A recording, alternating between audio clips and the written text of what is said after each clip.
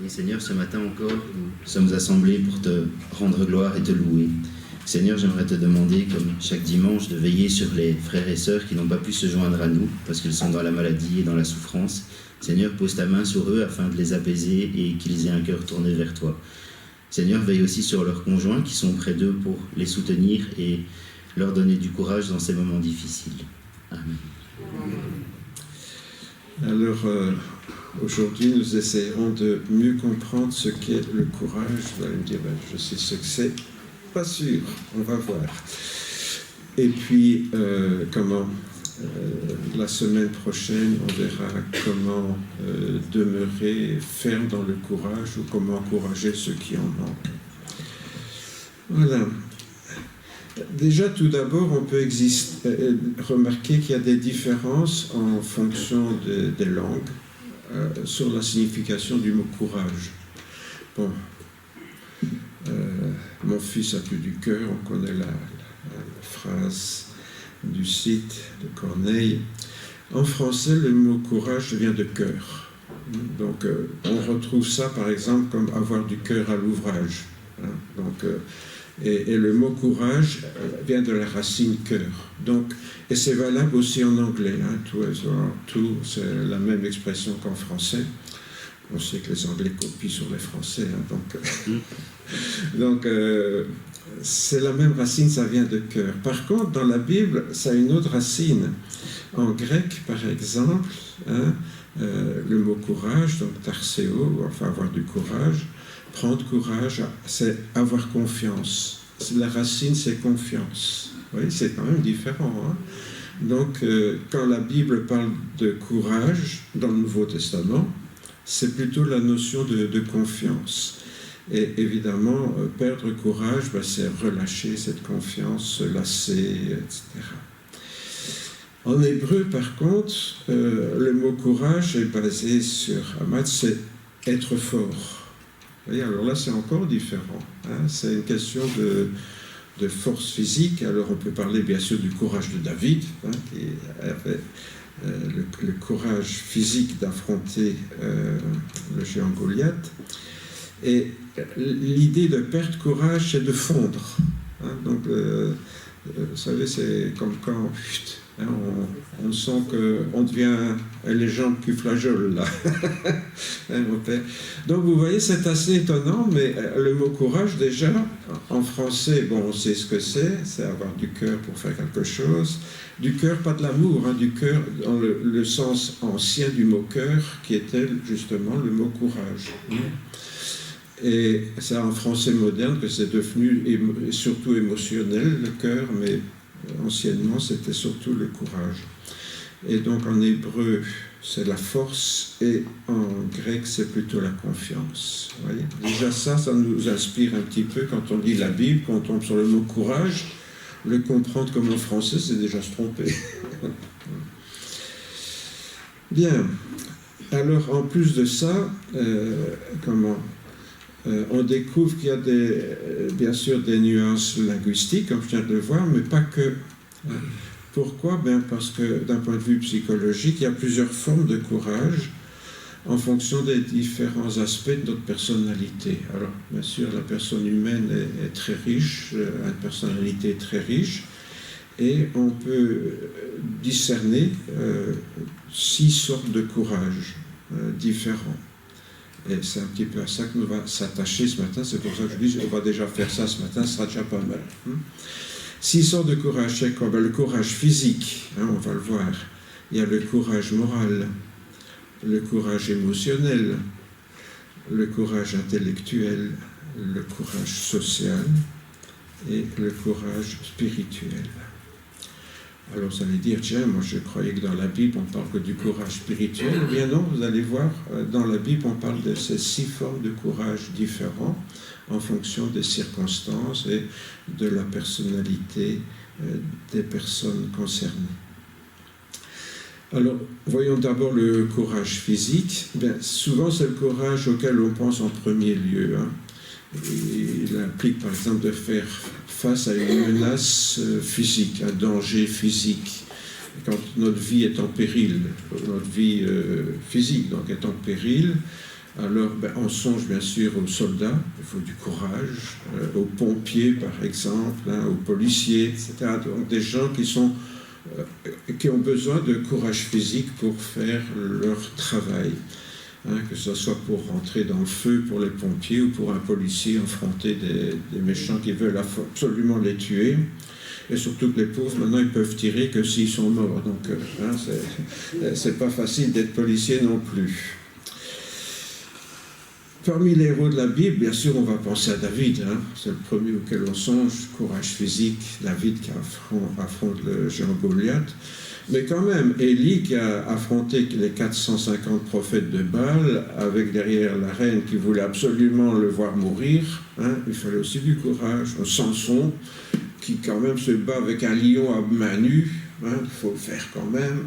Donc, et on pourrait prendre d'autres exemples dans la Bible d'hommes qui ont fait preuve d'un grand courage physique. Mais pour nous, chrétiens, on peut chercher plutôt dans le Nouveau Testament. Là, j'ai pris un peu des exemples dans l'Ancien Testament. Et le courage de Jésus et de ses disciples, souvent, ils ont dû affronter la mort et il leur a fallu un courage physique. Notamment, à un moment donné, Jésus veut retourner à Jérusalem alors que les Juifs veulent le tuer.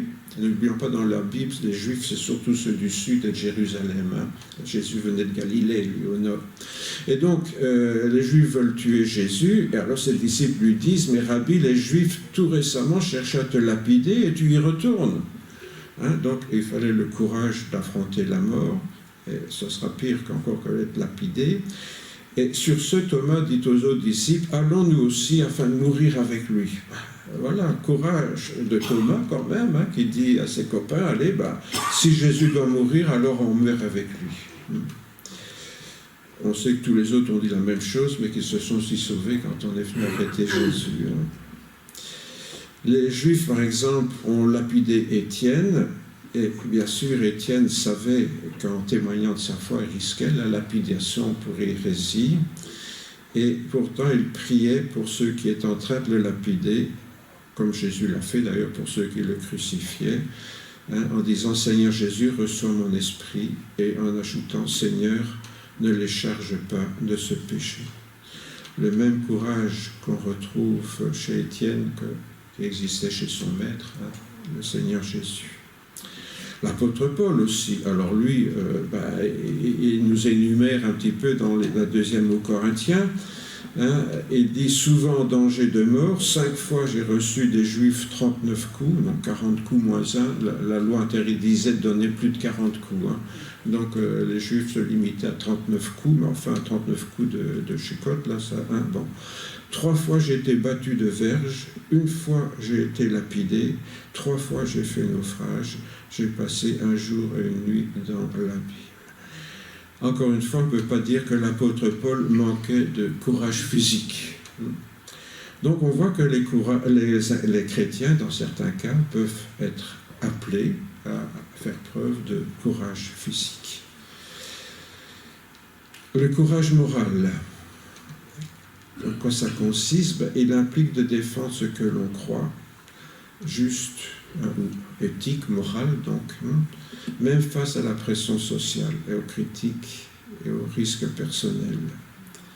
Vous savez, parfois, on voit des chrétiens qui sont persécutés pour cela parce que ils doivent affronter un régime politique ou peut-être nous, parfois nos familles, si on est chrétien, il faut un certain courage moral. Alors, bon, bien sûr, on sait qu'il y a des lanceurs d'alerte, mais pour nous, il ne s'agit pas de verser dans la délation personnelle, d'aller accuser quelqu'un, mais dénoncer l'injustice, la discrimination, le racisme, le sexisme, la fraude, la corruption. Il faut faire preuve de courage moral à notre époque, parce que parfois, on nous dit, voler l'État, c'est pas voler, non, voilà. Et on vient nous confronter à des questions d'éthique, morale, auxquelles nous osons ou nous n'osons pas dire, mais moi je ne suis pas d'accord avec ça, ce qui est juste. Et encore une fois, on voit le sexisme dans nos églises. un gros problème, hein, le sexisme des évangéliques, hein, qui veulent que les femmes restent des sous-hommes, si j'ose dire. Hein, le racisme parfois, la corruption aussi. Hein. Daniel, pour prendre un exemple dans l'Ancien Testament, savait que le roi avait décrété, bien sûr inspiré par des méchants, une loi selon laquelle tous ceux qui prieraient quelqu'un d'autre que lui, le roi Darius, eh bien, seraient jetés dans la cage au lion, dans la fosse au lion. Et pourtant, Daniel monta dans sa chambre où les fenêtres étaient ouvertes dans la direction de Jérusalem, et 3 fois par jour, il se mettait à genoux et priait et louait son Dieu comme auparavant. Courage moral de ne pas avoir peur de cacher ses convictions. C'est vrai que parfois on est un peu gêné d'être chrétien et de dire qu'on est chrétien. C'est plus facile de dire je suis protestant, hein, que de dire maintenant je suis un disciple de Jésus. C'est courage moral. Très souvent, donc, ce courage moral fut également nécessaire pour les premiers chrétiens quand ils voulaient témoigner de leur foi dans un monde qui leur était hostile, évidemment. Les grands prêtres, on se souvient, un jour interrogèrent les apôtres en ces termes: « Nous vous avions formellement défendu d'enseigner ce nom-là, donc le nom de Jésus, et vous avez rempli Jérusalem de votre enseignement. » Et que répond Pierre? Eh bien, il faut obéir à Dieu plutôt qu'aux hommes. Hein, vous voyez le principe du courage moral de l'apôtre Pierre. J'ai mes priorités, c'est Dieu d'abord, et vous après.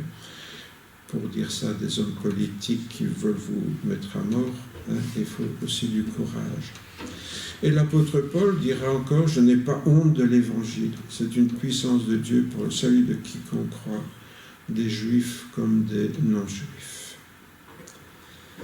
Quand je me suis converti, un ancien de l'Église m'a offert un petit Nouveau Testament. Vous savez, un peu le même format que les Gédéons, là, à l'époque, mais il n'y avait pas encore les Gédéons à l'époque qui utilisaient ça. Et dans l'entête, il m'avait mis ce témoignage. Bien sûr, je n'avais qu'11 ans et demi, et il savait que quand on est jeune, on a facilement honte, hein, de faire état de sa foi. Et il m'avait mis ce verset là dans la page de garde du petit Nouveau Testament qu'il m'offrait. Je n'ai pas honte de l'évangile. À Timothée, Paul dira: c'est à cause de l'évangile que je souffre ces choses, mais je suis sans crainte, car je sais en qui j'ai cru. Je suis convaincu qu'il a le pouvoir de garder ce qu'il m'a confié jusqu'au jugement. Courage émotionnel,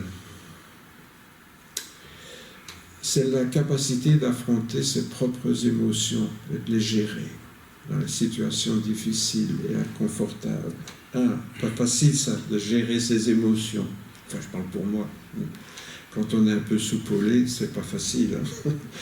Bon, cela implique de faire face à ses peurs, de gérer son deuil, d'admettre sa vulnérabilité, et aussi d'oser demander de l'aide pour affronter ses problèmes.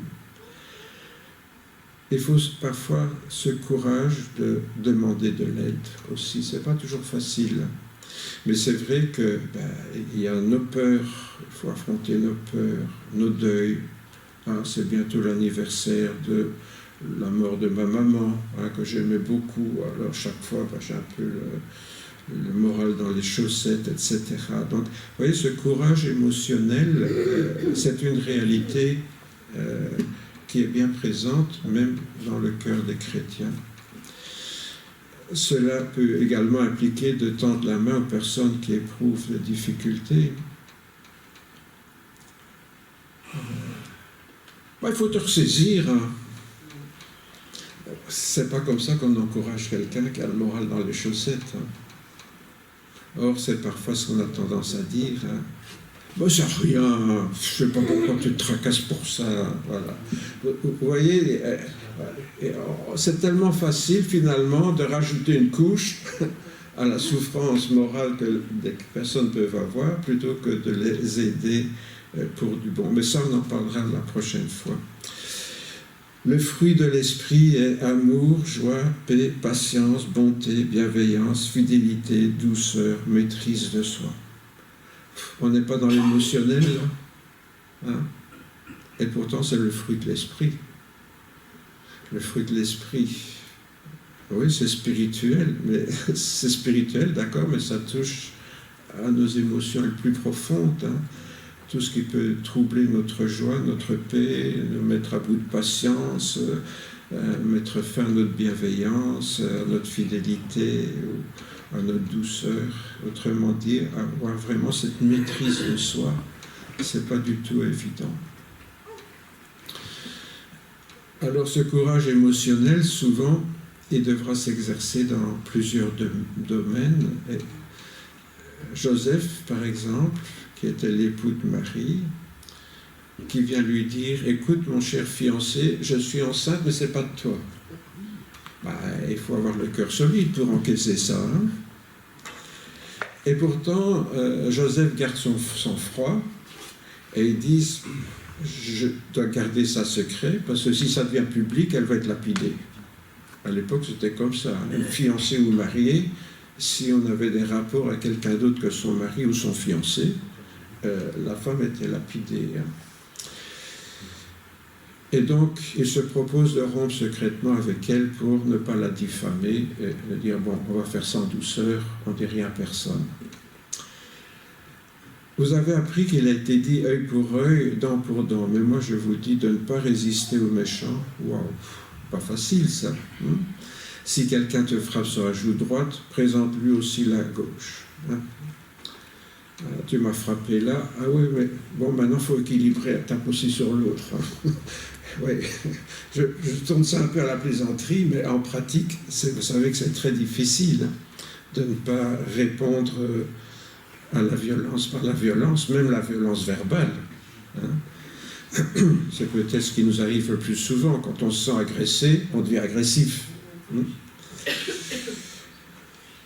Ne vous vengez point vous-même, bien-aimés, car il est écrit « À moi la vengeance, à moi la rétribution, dit le Seigneur ». Ne pas se venger soi-même, c'est pas dire « Je me venge pas, mais tu verras ce que le Seigneur va te faire. Hein. » J'ai entendu des chrétiens qui raisonnent comme ça. Hein. Moi, je me venge pas, mais Dieu va me venger. Fais attention, ça sera encore pire que moi. Hein. Non, hein, ça veut dire j'abandonne ça au Seigneur. S'il veut pardonner, il pardonnera. S'il veut faire quelque chose, il le fera. Mais ça veut dire que on ne se venge pas indirectement en se servant de Dieu pour nous venger. Ça, c'est manipuler Dieu. Hein, donc, c'est pas très correct. Faites tous vos efforts pour joindre à votre foi la vertu, à la vertu la connaissance, à la connaissance la maîtrise de soi, à la maîtrise de soi la persévérance, à la persévérance la piété, à la piété la fraternité, à la fraternité l'amour. Vous voyez ici que dans toutes ces vertus fondamentales du chrétien, la maîtrise de soi est en bonne place. La maîtrise de soi,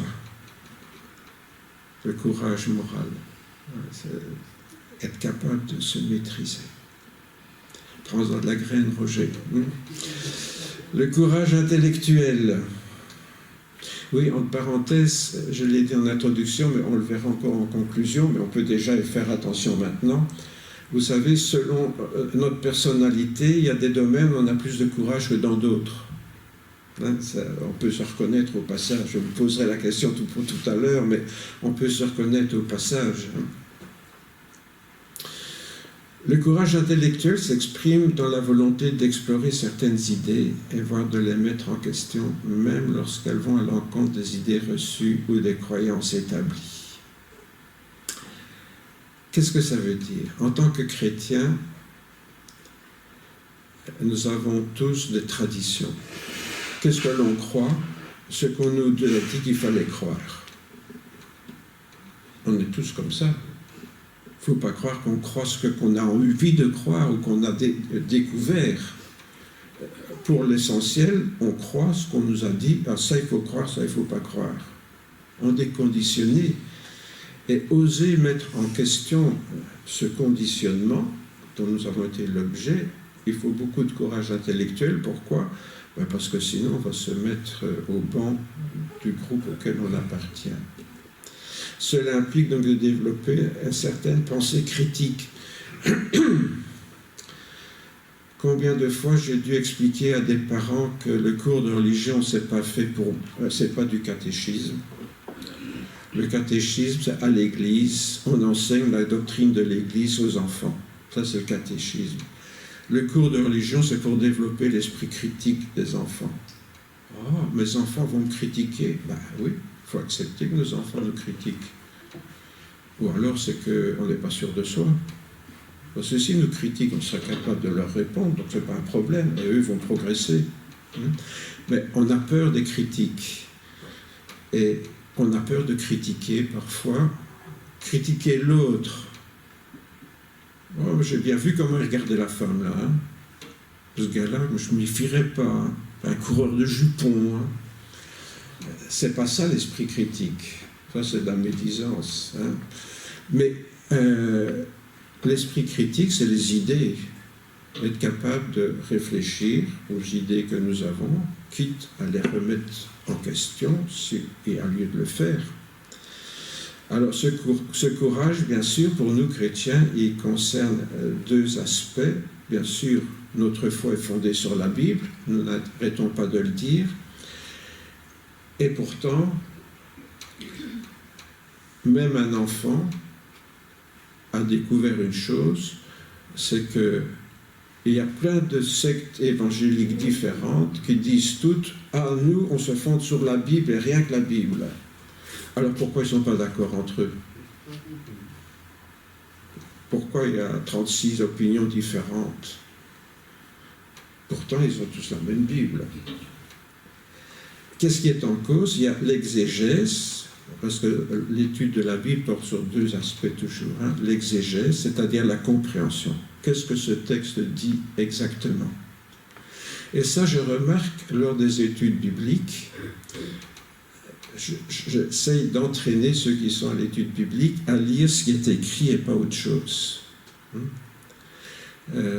Et souvent, on me dit, oui, mais Paul, il parle de ça parce qu'ailleurs, il dit, non, là, qu'est-ce qu'il dit là? Et la réponse est dans ce qu'il dit, mais on cherche toujours la réponse ailleurs que dans le verset qu'on est en train d'étudier. C'est extraordinaire. Je ne sais pas si vous avez remarqué, vous qui venez à l'étude biblique, souvent on cherche toujours une réponse ailleurs que... Mais non, moi j'insiste, qu'est-ce qui est écrit là? Et une fois qu'on a compris exactement ce que dit le texte, il faut encore pouvoir bien comprendre, l'interpréter, hein, ce qu'on appelle l'herméneutique en théologie. Donc l'exégèse, comprendre ce que le texte dit, l'herméneutique, qu'est-ce que le texte veut dire. Pourquoi? Parce qu'il y a une contextualisation qui est importante. Est-ce qu'on est déjà dans la Nouvelle Alliance ou l'Ancienne Alliance? Il y a déjà deux choses à se poser en question que la plupart des chrétiens ne se posent pas. C'est la parole de Dieu. La parole de Dieu dans l'Ancienne Alliance, qui est obsolète, dépassée, c'est la plus courte, ou est-ce que c'est la Nouvelle Alliance? Déjà, ça, on n'ose pas se poser la question. Ah oui, c'est la parole de Dieu. Voilà. Dieu a dit, vous allez tuer tous les Palestiniens, là, les massacrer jusqu'au dernier. Donc, si les Hébreux font ça maintenant, ils ont raison, parce que Dieu l'a dit. Voilà. Est-ce que c'est la bonne interprétation? Est-ce que Jésus a dit ça? Ah oui, Moïse a dit ça, d'accord. Mais est-ce que Jésus a dit ça? Vous voyez, et cette manière de lire la Bible, bien sûr, je caricature un peu, mais on n'est pas loin de la vérité quand même, de ne pas oser réfléchir. Il faut croire, il ne faut surtout pas réfléchir si on est chrétien. Interdit de réfléchir. Le cerveau, on le supprime. On croit ce que le pasteur a dit, ce qu'on nous a toujours dit, c'est la vérité, les catholiques sont dans l'erreur, nous on a la vérité, les protestants sont dans l'erreur, nous on a la vérité, les orthodoxes sont dans l'erreur, enfin tout le monde est dans l'erreur sauf nous. Voilà. Alors, évidemment, à un moment donné, on s'étonne que nos enfants se posent des questions. Oui, mais on n'a pas le droit de dire ça, hein? Et pourquoi j'aurais pas le droit? Parce qu'on est chrétien, on doit être lobotomisé, interdiction de penser. Voyez. Alors, tout en croyant à l'inspiration divine de la parole de Dieu, beaucoup de chrétiens sincères l'ont interprétée de façon différente, c'est ce que je viens de dire. Et ça prouve bien que tout le monde ne réfléchit pas de la même façon. Je prends un texte comme ça pour donner un exemple pas trop compromettant. Celui qui croira qu'il sera baptisé sera sauvé, mais celui qui ne croira pas sera condamné. Des chrétiens ont interprété ça. Ceux qui ne seront pas baptisés pourront-ils être sauvés? Certains disent non, s'ils ne sont pas baptisés, ils ne seront pas sauvés. Et d'autres disent si, puisque c'est celui qui croira qu'il sera baptisé sera sauvé, mais pour ceux qui sont condamnés, on parle seulement de la foi, on ne parle pas du baptême. Bon. Alors, deux interprétations différentes. Vous voyez, certains chrétiens disent « Ah oui, il faut être baptisé, sinon on va en enfer ». Et d'autres disent « Non, l'essentiel, c'est la foi. Et le baptême, disons si on a l'occasion, mais ce n'est pas forcément indispensable, sauf si on refuse d'être baptisé. Parce qu'alors là, c'est qu'on refuse de s'engager avec le Seigneur, c'est autre chose. Donc, deux opinions différentes. Un autre exemple, ils furent tous remplis d'Esprit Saint et se mirent à parler en d'autres langues, selon que l'Esprit leur donnait de s'exprimer. J'en ai parlé avec vous il n'y a pas longtemps. Peut-on être rempli du Saint-Esprit sans parler une autre langue? Certains disent « Ah non, si on ne parle pas une autre langue, on n'est pas rempli du Saint-Esprit. » Et d'autres disent « Si, on peut être rempli sans parler une autre langue. » Deux interprétations différentes, vous voyez. Bon, je pourrais prendre des trucs plus méchants que ça. J'ai pris des trucs un peu faciles et fréquents comme interprétation. Mais vous voyez, je prends deux versets là qui montrent déjà, on a plusieurs division là, entre les baptistes et les autres évangéliques, entre les pentecôtistes et les autres évangéliques. Vous voyez, il y a déjà des différences de dénomination rien qu'avec ces deux versets-là. Il ne faut pas demander avec tous les autres. Donc, il y a bien des raisons de multiplier les sectes évangéliques. Le courage intellectuel donc, nous confronte souvent à la nécessité de faire un choix entre différentes interprétations de textes bibliques et donc diverses traditions chrétiennes. Courage intellectuel. Oser penser autrement que ceux qui nous ont toujours dit « c'est comme ça que tu dois penser et pas autrement ». Quand on a été catholique comme moi et qu'on a été victime de directeurs de conscience, je vous assure que ça devient un réflexe automatique, penser autrement. Parce que pendant que j'étais enfant, je ne pouvais penser que comme le prêtre disait de penser. Les Bibles catholiques avaient des commentaires en bas de page, les protestants n'en mettaient pas à l'époque. Pourquoi? Parce que les catholiques ne pouvaient lire la Bible que dans la foi de l'Église, c'est-à-dire dans l'interprétation que l'Église donne du texte. C'est pour ça qu'il y avait toujours plus de commentaires que de textes, souvent. Mais quand on était victime de ça, je vous assure qu'on apprend à être un bon protestant, où il n'y a pas de note en dessous de la page, et où on réfléchit. Le courage social. Qu'est-ce que c'est? Le courage de manifester la capacité de s'engager dans des situations sociales difficiles, telles que la résolution de conflits, la promotion d'un changement au sein d'une communauté, des conflits, des communautés. Vous savez, pourquoi est-ce que le courage social joue dans l'Église? Parce que chaque communauté chrétienne, comme la nôtre, est une petite société en miniature, avec ses règles, avec ses habitudes, avec ses et avec, j'espère que c'est pas trop comme ça chez nous, avec sa hiérarchie parfois, mais parfois dans certaines communautés c'est une vraie hiérarchie. Bon, il y a le pasteur, il y a les anciens, il y a les diacres, il y a les simples chrétiens. Vous voyez, on recopie la hiérarchie catholique dans certaines églises comme ça, avec une belle hiérarchie là. Donc chaque église, comme la nôtre, est une petite communauté et ce qui est valable dans les lois sociales, je dirais au niveau national, disons, ou général, ça peut être valable aussi dans une communauté. ça exprime le courage de s'exprimer en public et de faire face à des défis ou des conflits interpersonnels. Et parfois aussi d'assumer un rôle de leadership à cause de ces conflits et d'essayer de jouer l'arbitre quelque part au milieu du jeu de qui. Et un verset que je ne lis pas souvent parce que, comme je suis concerné, on va dire oui, prêche pour lui, mais enfin c'est quand même dans la Bible. Obéissez à vos conducteurs, soyez leur soumis, car ils veillent au bien de vos âmes dont ils devront rendre compte. Faites en sorte qu'ils puissent le faire avec joie et non en gémissant, ce qui ne serait pas à votre avantage. Françoise pourrait le confirmer, le plus dur d'être pasteur dans une église, c'est pas de prêcher le dimanche matin, c'est de gérer la communauté pour qu'elle n'explose pas. C'est ça le plus difficile. Chaque communauté locale donc est une mini-société qui fonctionne dans le respect de règles propices à de bonnes relations en principe. Le but c'est ça. Ainsi donc, frères, que tout se fasse avec bienséance et avec ordre. L'apôtre Paul dans cette recommandation aux chrétiens de Corinthe. Que tout se fasse avec bienséance et avec ordre. On peut être chrétien et être civilisé, quoi. On n'est pas obligé de se comporter comme des sauvages. Chacun, chacune donc, exerce un ministère conforme aux dons ou au charisme reçu. Il n'y a pas une compétition pour essayer de commander. On fonctionne en fonction des dons que Dieu nous donne. À chacun d'entre vous, je me dis de ne pas avoir de prétentions excessives et déraisonnables, mais d'avoir assez de modération, chacun selon la mesure de foi que Dieu lui a départie.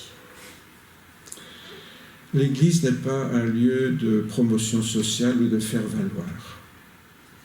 Ouais. Dans la société, c'est comme ça. On grimpe sur la tête du voisin pour passer au-dessus. Mais dans l'Église, ça ne peut pas fonctionner comme ça. Alors, on fonctionne en fonction des dons que le Seigneur nous donne, avec humilité et modestie. Et il faut avoir la modération, assez de mesures de foi pour prendre conscience. Voilà, le Seigneur me demande ça, ça ne sert à rien que j'essaye de faire ce qu'il ne me demande pas.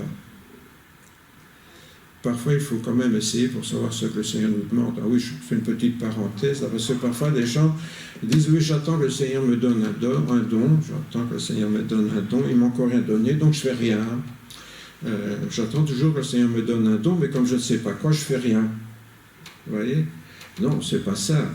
Il y a toujours du travail à faire, et il y a des choses à faire. Et bon, et que quand je téléphone à quelqu'un qui n'a pas le moral, est-ce qu'il se sent mieux après ? Ah, voilà. Si le Seigneur bénit ce que je fais, c'est déjà un bon signe.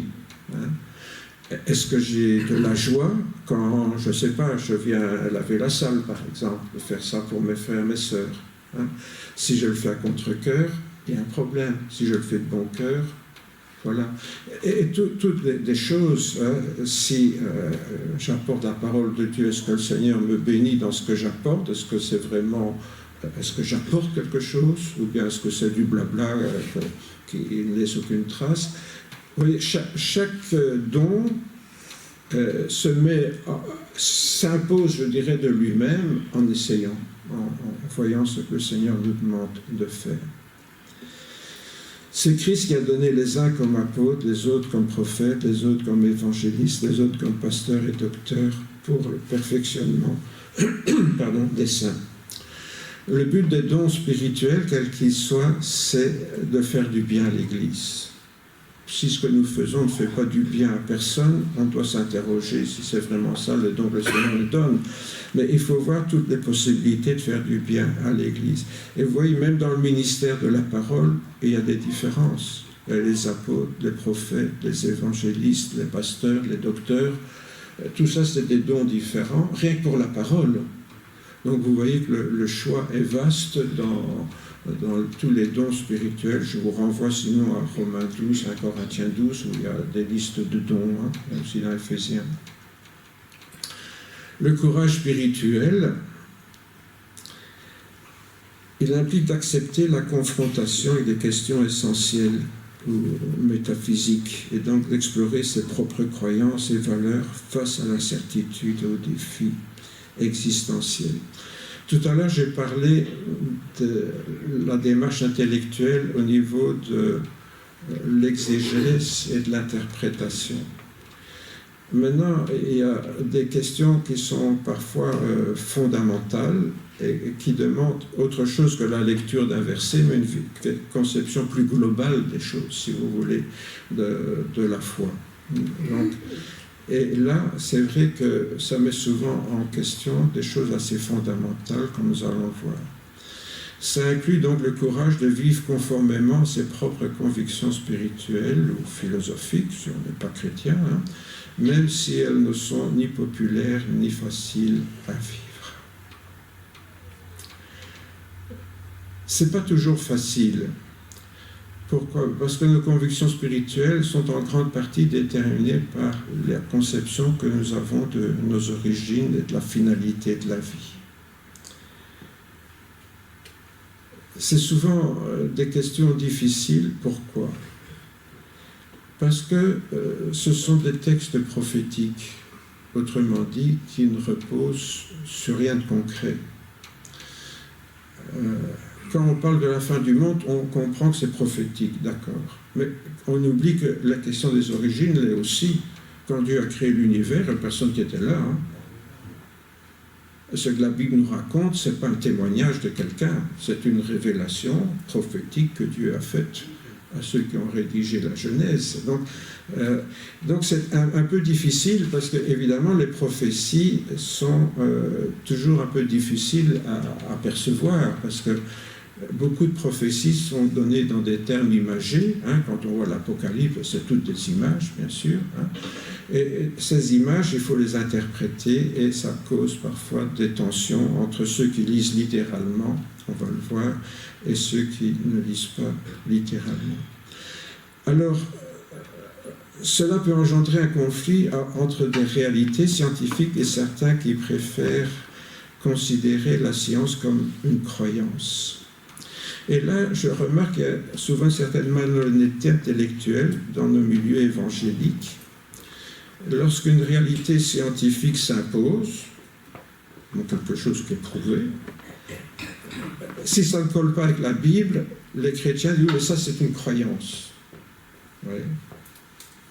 Alors, on oppose une croyance à une autre croyance, donc on a toute bonne conscience de nier les évidences.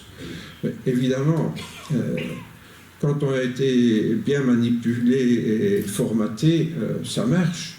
Mais pour des jeunes qui sont à l'université, ça marche beaucoup moins bien. Que nous dit la Bible ? Au commencement, Dieu créa le ciel et la terre. Bon. Voilà, ça c'est le texte biblique. Comment est-ce qu'on va le lire, ce texte ? Il y a une lecture littérale de ce texte qui conduit à quoi ? À croire que Dieu a tout créé, la terre, l'univers, etc., en 6 jours de 24 heures et il y a 6000 ans. Voilà. C'est ce qu'on m'a enseigné quand j'étais gamin. C'est ce qu'on nous a enseigné encore maintenant. Quand on passe sur des chrétiens qui nous disent « Non, la terre est plate. Hein. » Ah oui, non, mais il ne faut pas rire. Hein. Vous serez étonné de voir combien de chrétiens sont persuadés que la terre est plate. Hein. Donc, voilà, ceux qui lisent littéralement, bon, c'est leur droit, quelque part, mais ça pose un problème. Pourquoi ? Parce que les astrophysiciens ont évalué l'âge de l'univers à 13 800 milliards d'années, on est quand même loin de 6000 ans. La Terre, elle aurait 4 500 millions d'années, et l'apparition des premiers Homo sapiens, donc des humains tels que nous, remonte à peu près à 300 000 ans. La plus vieille trace qu'on a retrouvée, c'est au Maroc, il n'y a pas très longtemps. Alors, évidemment, là, on est en conflit apparent, surtout depuis le séquençage du génome humain. Pourquoi? Parce que le séquençage du génome humain montre cette évolution, j'allais dire au jour le jour, quoi. Et on peut lire l'évolution actuellement pratiquement comme dans un livre ouvert en voyant les modifications de notre génome. Pourquoi? Parce que quand on voit toute une série d'êtres vivants qui ont la même chose et puis tout d'un coup quelqu'un a quelque chose en plus, on dit bon, il est venu après celui-là, hein? Et puis quand il y a encore quelque chose en plus, il est venu après et ainsi de suite, quoi, hein? Bon. Puis c'est plus complexe que ça, hein, je simplifie un peu. Si un jour vous voulez que j'en parle, on peut se voir, je vais bien faire une rencontre là-dessus, mais alors, sans vouloir faire de prosélytisme. Les étudiants chrétiens qui se trouvent confrontés à cela sont confrontés à un problème de schizophrénie intellectuelle. Par ma foi, je crois que le monde a 6000 ans, mais scientifiquement, je sais qu'il a 13 milliards 800 millions d'années. Alors je crois les deux en même temps, quoi. Ouais. Voilà. Quand je prie, je crois ce que la Bible dit, et quand j'étudie, je crois ce que la science dit, quoi.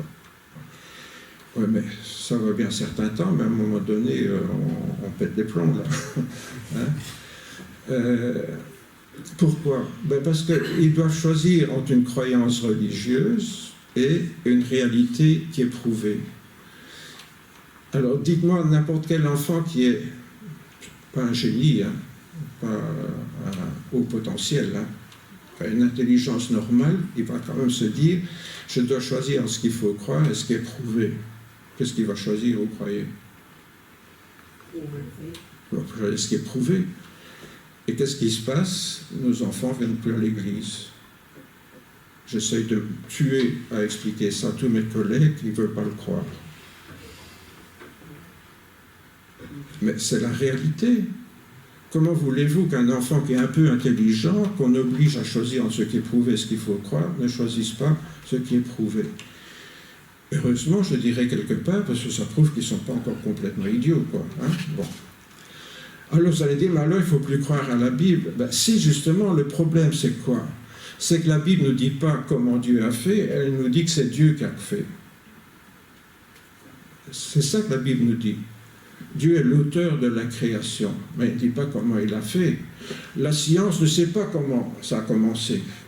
Il y a des tas d'hypothèses, hein, je pourrais vous faire la liste, mais je vous renvoie sur Internet, là il y a différentes hypothèses. En astrophysique, s'il vous plaît, n'allez pas sur les réseaux sociaux, allez sur un site d'astrophysique.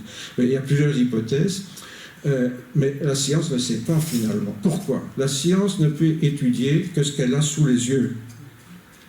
Or, ce qu'elle a sous les yeux, ça a commencé avec l'univers. Or, Dieu, il existait avant l'univers. Donc on ne pourra rien jamais prouver que Dieu existe, ce qui est complètement idiot de la part des chrétiens d'essayer de prouver que Dieu existe, c'est impossible. Mais on ne peut pas prouver non plus qu'il n'existe pas. La seule manière de savoir que Dieu existe, c'est de le rencontrer au travers de Jésus-Christ. Il n'y a pas d'autre manière d'être sûr. Quand on a rencontré Dieu au travers de Jésus-Christ, on sait que c'est vrai. Bon. Mais, donc, par contre, la science, qu'est-ce qu'elle fait?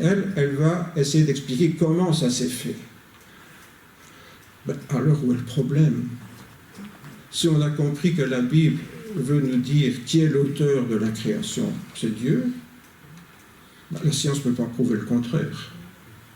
Et nous, on en est convaincus au plus fond de notre cœur. Maintenant, comment il a fait? Ça, la Bible dit, oui, Dieu a créé le monde, parce qu'ils écrivent avec les connaissances qu'ils avaient à cette époque-là, mais ça n'exclut pas de comprendre que Dieu peut très bien avoir créé toutes les lois de l'évolution, comme il aurait pu jouer à Merlin l'Enchanteur avec sa baguette magique, créer une chose en 6 jours. Hein, bon. Finalement, donc, que l'on croit que Dieu a programmé l'évolution, ou que Dieu a tout créé instantanément en 6 jours, ça ne change pas le fond du problème spirituellement. C'est pour ça que moi je ne prêche jamais là-dessus, parce que s'il y en a parmi vous qui croient que Dieu a vraiment créé le monde en 6 jours, il n'y a pas de problème au niveau de la foi. Mais ce que je voudrais dire, c'est que moi je crois à l'évolution, mais que ça ne m'empêche pas de croire que Dieu a tout créé. Pourquoi? Eh bien, il a créé le mécanisme, si vous voulez. Hein? Et il a mis toutes les lois en place. Parce que ça, les scientifiques sont d'accord. Il y a des tas de lois dont on ne sait pas d'où elles viennent, mais si elles n'avaient pas été là, le monde ne serait pas ce qu'il est. Vous voyez? Et donc, ça embarrasse beaucoup les scientifiques, ça. Hein, parce qu'ils constatent que les lois sont là, mais d'où ça vient, ça? Allez, un truc tout bête. La périphérie du cercle, c'est quoi? Diamètre fois pi. Pi. Alors, c'est un chiffre illimité. Oui, 3, 14, 16, mais on peut mettre des décimales à l'infini. On ne sait jamais définir ce chiffre pi. Qui l'a inventé? Bon, ça c'est qu'un exemple tout bête, hein, parce que c'est des choses beaucoup plus complexes hein, sur les lois de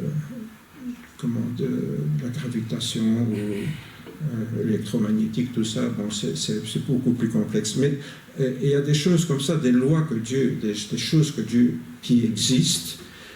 Et si ça n'existait pas, ben, le monde ne serait pas là. Bon. Alors, ben, moi, je crois que Dieu est un Dieu suffisamment puissant pour créer un mécanisme d'évolution plutôt que de créer directement les choses séparément. Maintenant, encore une fois, je le répète, que l'on croit une chose ou qu'on croit l'autre, au niveau spirituel, ça ne change rien. Ça ne change rien, parce que l'évidence est là, tous les êtres humains sont des pécheurs et tous les êtres humains ont besoin de Jésus pour être sauvés. Hein, donc on croit une chose ou l'autre, le résultat est le même. Hein. Nous sommes tous des pécheurs, on a tous besoin de Jésus pour rencontrer Dieu. Ça change quelque chose dans la manière d'expliquer aux enfants. S'ils sont perturbés à l'école, il faut leur donner une réponse raisonnable. Pourquoi? Parce que si on oppose la Bible à ce qu'on leur dit à l'école, ils vont choisir ce qu'on leur dit à l'école. Et ils ne viendront plus à l'église. Et là, c'est dramatique. Vous voyez? D'une certaine façon, donc, loin de démolir la foi en Dieu, et même de cette façon inconsciente, la science ne peut que glorifier la sagesse infinie du Créateur et de l'univers et de tout ce qu'il contient. Pourquoi? Ben, plus la science avance, plus elle découvre que c'est complexe.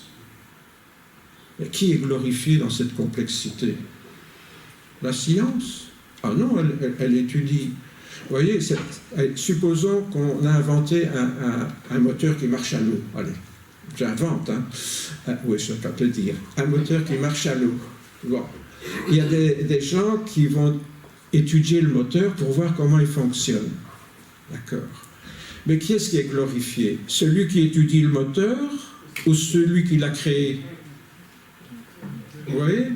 C'est pour ça que la science, qu'elle le veuille ou non, elle glorifie Dieu. Plus elle étudie les choses, plus elle glorifie Dieu en montrant la sagesse infinie de Dieu, son intelligence, sa manière de se projeter dans l'avenir, etc. Hein? C'est Louis Pasteur qui disait, vous savez, celui qui a inventé le vaccin contre la rage, là, un peu de science éloigne de Dieu et beaucoup de science en rapproche. Ouais. Et ça, je l'ai remarqué avec mes filles, qui avaient des professeurs de sciences athées, et notamment une dame qui avait fait un régenda en biologie, qui disait, moi en tant que scientifique, n'est-ce pas, comme si elle écrivait dans Science tous les ans, vous voyez, publier des thèses, des trucs, etc., alors qu'elle avait étudié la biologie un petit peu plus que ce qu'on apprend dans le secondaire, quoi. Un peu de science éloigne de Dieu, mais beaucoup de science rapproche de Dieu. Et vous savez, quand on fréquente, enfin je ne fréquente pas, mais quand on lit des gens qui sont vraiment des chercheurs, c'est rare qu'ils soient athées. Généralement, ils sont agnostiques. Ils disent qu'il y a une intelligence derrière. Ils sont bien obligés d'admettre qu'il y a quelque chose derrière. Pourquoi? Parce qu'à un moment donné, ce qu'on remarque, c'est que l'étude de la science conduit à une certaine philosophie. On étudie les choses, mais on se dit, ouais, mais quand même, d'où ça vient tout ça? Et donc ces gens finissent par se poser des questions.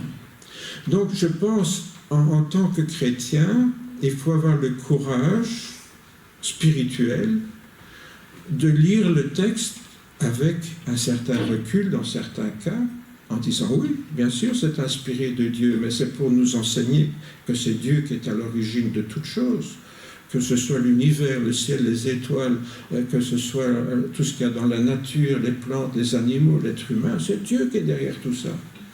Sans Dieu, tout ça n'existerait pas. C'est ça que la Genèse nous dit. Comment ça s'est fait?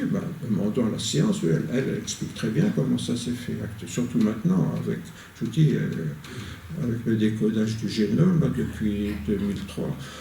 Ça avait commencé en 2000, mais 2003, puis 2004, ça a fait vraiment le génome complet, là, bien structuré. Donc, à partir de là, on peut comparer avec tout le monde vivant. J'aime bien ce texte. Regardez, on va le lire dans l'esprit que je viens de partager avec vous. La colère de Dieu se révèle du ciel contre toute impiété et toute injustice des hommes qui retiennent la vérité captive. Ils cherchent toute autre explication, mais ne veulent pas admettre que c'est Dieu qui est derrière tout ça. Ils retiennent la vérité captive. Car ce qu'on peut connaître de Dieu est manifeste pour eux, car Dieu leur a manifesté, en effet, les perfections invisibles de Dieu, sa puissance éternelle, sa divinité se voit fort bien depuis la création du monde quand on les considère dans ses ouvrages. On croirait qu'ils avaient déjà découvert l'évolution là. Ils sont donc inexcusables puisque, ayant connu Dieu, ils ne l'ont pas glorifié comme Dieu, ils ne lui ont pas rendu grâce, mais ils se sont égarés dans de vains raisonnements. Et leur cœur sans intelligence a été plongé dans les ténèbres, se vantant d'être sages, ils sont devenus fous. Et voilà la folie de grands scientifiques qui sont des super cerveaux, mais qui, sur le plan philosophique et religieux, sont des grands héros, des nullités complètes. Et ils ne veulent pas admettre certaines évidences. Et se vantant d'être sages, ils sont devenus fous, bien sûr, sur le plan, pas du savant fou, mais sur le plan philosophique et religieux.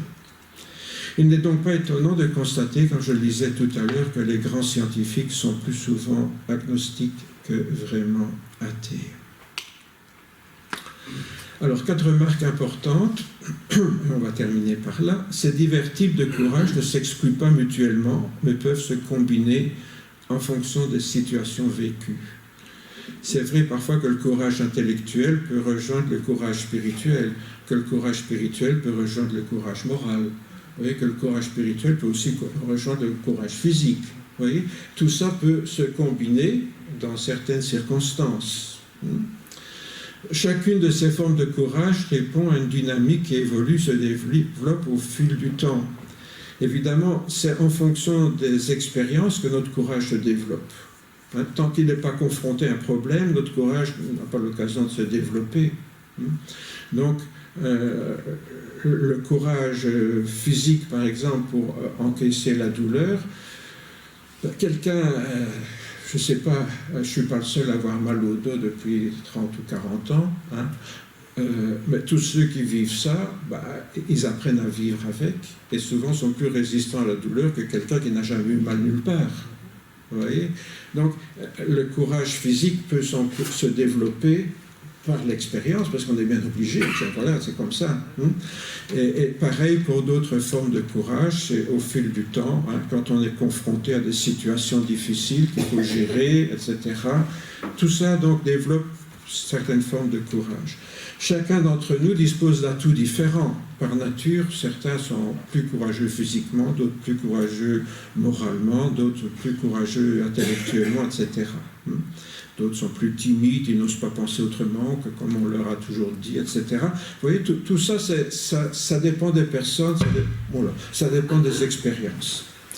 Et enfin, en fonction des circonstances de la vie, l'évolution des valeurs personnelles de chacun, c'est le type de courage le plus pertinent qui aura tendance à se développer, évidemment, selon les expériences, c'est telle forme de courage ou telle autre, ou telle combinaison qui va se développer davantage.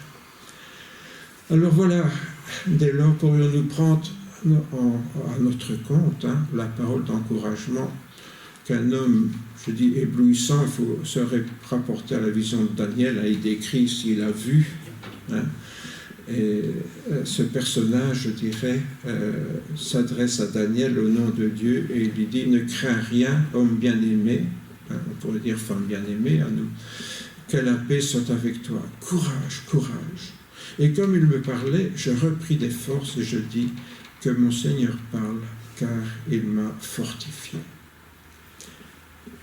Alors, selon les traductions, c'est assez amusant. Vous vous rappelez ce que j'ai dit en introduction, que l'hébreu, c'est la force, le Nouveau Testament, c'est la confiance, et en français, c'est le cœur, le courage. Eh bien, ceux qui ont traduit à partir du grec, c'est « sois sans crainte » qui traduisent ici. Ceux qui traduisent après l'hébreu, c'est « sois fort » ou dans certaines Bibles, « courage ». Vous voyez d'où viennent certaines différences dans nos Bibles. Ça dépend de ce qu'on veut rendre plus particulièrement. Mais dans le cas présent, mon vœu, bien sûr, c'est que cette parole que le Seigneur a adressée un jour à Daniel, nous puissions la faire nôtre, et que nous puissions être fortifiés, quels que soient nos points les plus faibles. J'ai dit, parfois on est plus fort, parfois on est plus faible, que les domaines où nous sommes les plus faibles, nous puissions laisser le Seigneur nous fortifier davantage, comme Daniel l'a dit, que mon Seigneur parle, car tu m'as fortifié. Et que nous puissions dire cela au Seigneur, bien sûr, c'est le but de ces quelques réflexions ce matin. Voilà, dimanche prochain, donc nous verrons comment rester courageux en toutes circonstances. Ça, c'est un autre volet que nous verrons dimanche prochain, avec la suite. Je vous invite à prier en attendant. Seigneur notre Dieu, c'est vrai que le courage est une chose bien subtile, qui prend des formes différentes, complexes parfois plus simples, parfois plus combinées dans nos vies. Et Seigneur, nous réalisons qu'il faut du courage. Nous avons besoin au quotidien.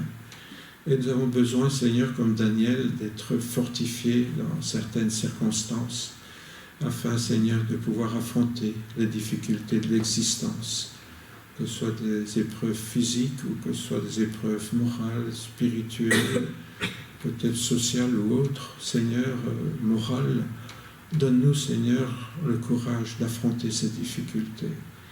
Oui, Seigneur, nous sommes un peu prisonniers parfois de notre nature humaine, comme notre mère nous a fait, mais aussi, Seigneur, des expériences que nous avons vécues au cours de notre vie, qui nous ont renforcés ou qui nous ont affaiblis.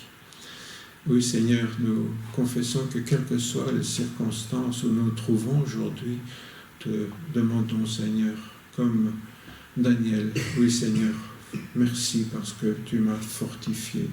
Et c'est ce que le Seigneur veut faire pour chacune et chacun d'entre eux.